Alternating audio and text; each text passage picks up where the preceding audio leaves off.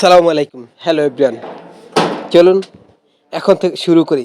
গণভবনে গিয়ে কি দেখলাম, কি পেলাম, কি আনলাম এবং কি না আনলাম, কি ঘটেছিল কালকে গণভবনে, আমি যেটা দেখতে পেলাম সেটাই আপনাদের সাথে শেয়ার করি।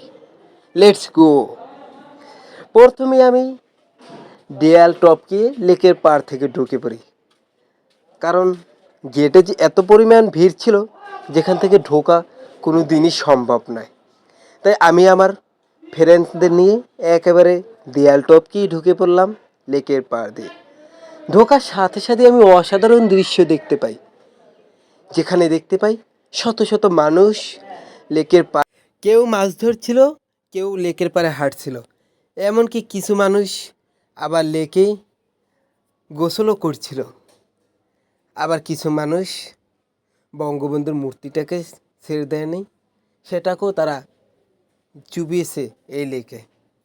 এরপর এই তো গণভবনের ভিতরে ঢুকলাম, আর ভিতরে ঢুকি চারপাশটা একটু ভিডিও করে নিয়েছিলাম।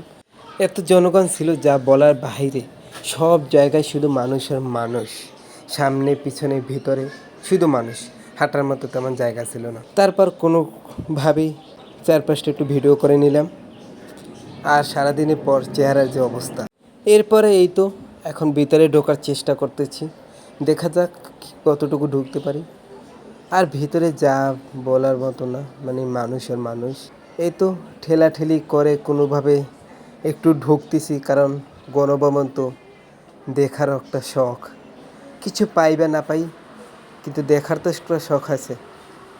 যদিও এই টাইমে আর কিছু নাই, যা ছিল তা আগেই লুটতরাজ হয়ে গেছে, লুটপাট করে নিয়ে গেছে মানুষ। তারপরে ঢোকার সাথে সাথে দেখলাম কারো হাতে তার, কারো হাতে ওয়ার্ডরোব, সুকেস, আলমারি, মানে যে যেটা পারছে সে সেটাই নিয়ে দাঁড়িয়ে আছে, এটা সে নিবে। এটা কোনো কথা? আমরা ছাত্র সমাজ দেশের জন্য লড়াই করেছি, ঠিক করেছি, তবে আমরা তো আর এটার জন্য করিনি যে আপনারা লুটতরাজ করে সব কিছু নিয়ে যাবেন। এটা তো কখনোই একটা ছাত্রর মানে হতে পারে না, ছাত্রের ব্যবহার হতে পারে না। যদিও কিছুটা এখন বলা হয় যে ক্ষোভ থেকে কিছুটা নিয়েছে, তবে সব কিছু এভাবে ভেঙে চুরে চুরমার করে দেওয়াটা ঠিক হয়নি। তারপর কোনোভাবে ঠেলাঠেলি করতে করতে, ঠেলা খেতে খেতে এসে পড়লাম ছাদে। আর ছাদে এসে দেয়ালের তো গ্রাফিটি দেখতে পেলাম যা পাওয়ার। আর এইদিকে কিছু মানুষ সেইভাবে মানে এনজয় করতেছে, কেউ আবার টাওয়ারের চূড়ায় উঠেছে পতাকা নিয়ে, দেশের স্বাধীনতা সব পতাকা উড়াচ্ছে। এরপর আবার ঠেলাঠেলি খেতে খেতে এর মধ্যে দেখলাম গ্যাস লিক হয়েছে, সবাই বলতেছে আগুন আগুন। তারপর তাড়াহুড়ো করে নিচে নেমে পড়ি, আর নিচে নামার পরেই তো লেকের সাইডের মানে পরিবেশ ছিল, এটা লেক সাইডের পরিবেশ। এখানে যে কাঠগোলাপের গাছ, বিভিন্ন ফুলের গাছের ডালপালা মানুষ ভেঙে ভেঙে নিয়েছিল। আর এই তো প্রধানমন্ত্রীর সেই লেখা একটা চাদর বা পতাকা যেটাই বলি, সেটা নিয়ে মানুষ ছবি তুলছে। এটা ছিল গণভবনের ফ্রন্ট সাইড ভিডিও। আর এই তো সামনে থেকে দেখতে কেমন ছিল কালকের গণভবন সেটা একটু তুলে ধরলাম। তবে কারা জানি এই আগুন ধরিয়ে দিয়েছে।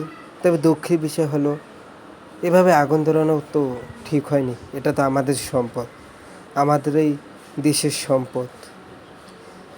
যাই হোক, মানুষের ক্ষোভ, হিংসা, লালসা, প্রতিবাদ সব মিলে যখন একাকার হয়েছে, তখন এটা কিছুটা এরকম ঘটবে, কিছুটা লস হবে।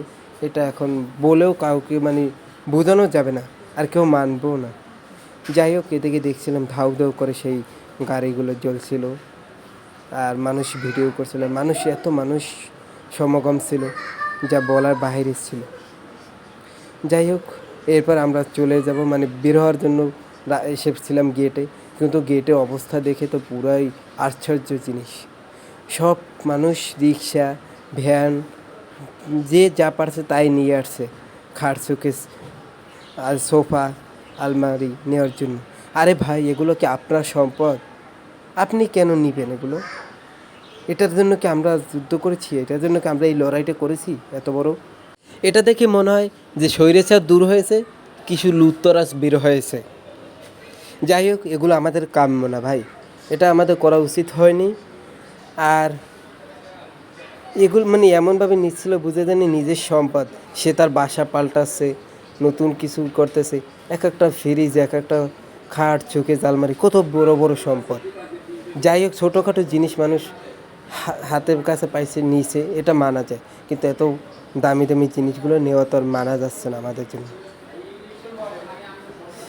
আর এই তো বাহিরে একদল মানুষ সংসদ ভবনের লেকের সামনে সুন্দর নামাজ আদায় করতেছিল, মাগরিবের নামাজ, আল্লাহর ইবাদত করতেছিল।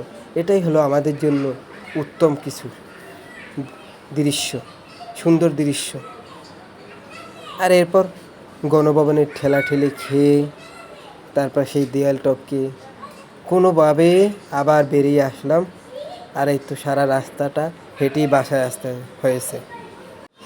যা হবার হয়েছে, এখন আমরা শপথ করি দেশকে নতুন করে গড়ব, দেশের সকল জিনিস সম্পদ আমরা রক্ষা করব। রেমিটেন্স যোদ্ধাদের কাছে একটাই আবেদন, আপনারা দেশে রেমিটেন্স পাঠান দেশকে রক্ষা করার জন্য, দেশকে নতুন করে সাজানোর জন্য।